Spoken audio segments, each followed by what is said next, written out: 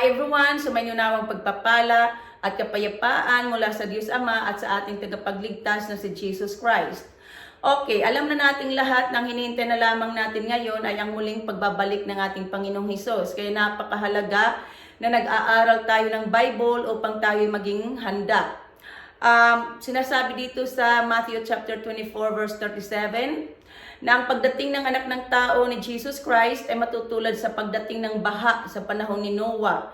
Verse 38, sinabi ng Panginoong Hesus na sa panahon ni Noah ang mga tao ay nagsisikain, nagsisiinom at nag-aasawa hanggang sa dumating ang araw na pumasok sa daong or ark si Noah.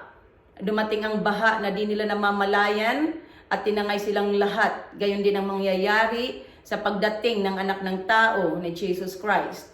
Okay, sa panahon ni Noah, ang mga tao ay busy.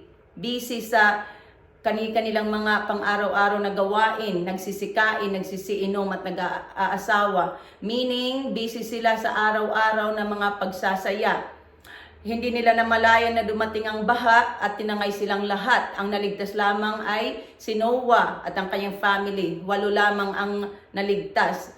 Ang malaking baha sa panahon ni Noah, ito ay warning sa atin sa darating na katapusan ng sanlibutan o sa muling pagbabalik ng ating Panginoong Hesus.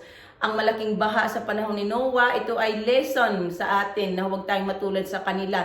Tinangay silang lahat, kundi maging handa tayo at sumunod sa Diyos upang tayo maligtas. Tulad ni Noah, nakinig siya at sumunod sa Diyos, kaya naligtas siya kasama ng kanyang family. Okay, ang malaking baha sa panahon ni Noah, ito ay judgment or parusa sa kanila. Sapagkat sinasabi sa Genesis chapter 6 na nakita ng Diyos ang labis na kasamaan ng mga tao sa panahon ni Noah. Wala na itong inisip na mabuti. Kinalungkot ng Diyos ang pagkalalang sa tao. So dahil nga umabot na sa sukdulan ang kasamaan ng mga tao sa panahon ni Noah, nagdesisyon ng Diyos na lipulin ang mga tao at ang lahat ng kanyang nilalang sa daigdig. Okay, sa ikalawang pagkakataon, mangyayari ulit itong paglipol ng Diyos noong panahon ni Noah dahil nga sa kasamaan ng tao.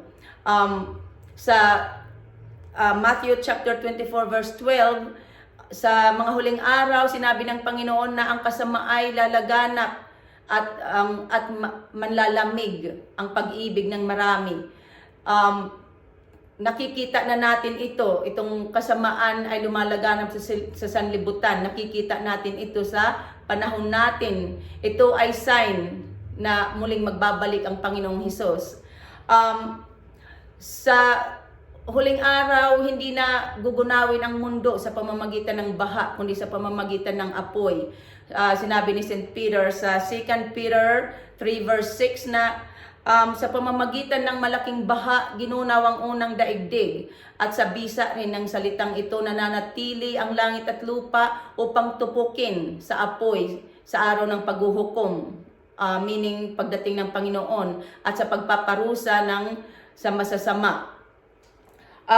Bakit hindi pa ito nangyayari? Sapagkat binibigyan ng Panginoon ang lahat na makapagsisi at magbalik loob sa Diyos dahil hindi ibig ng Panginoon na mapahamak ang sinuman. Ito ay nasusulat sa 2 Peter 3 verse 9. Okay, noong panahon ni Noah, nung matapos na niya ang daong, pumasok na siya sa loob at isinarado niya ang pinto, doon nag-umpisa ang baha. Hinintay lamang ng Diyos na matapos ni Noah ang kaniyang ark na sasakyan nila upang sila'y maligtas, at pagkatapos noon ay umulan ng 40 days at 40 nights ayon sa kasulatan.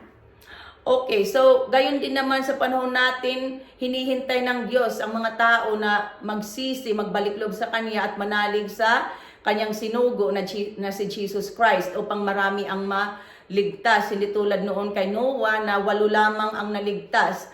Ang ark ang nagligtas kay Noah sa baha at sa kanyang family. At dahil din si Noah ay namuhay ng matuwid sa paningin ng Diyos, kaya siya iniligtas ayon sa Genesis chapter 6.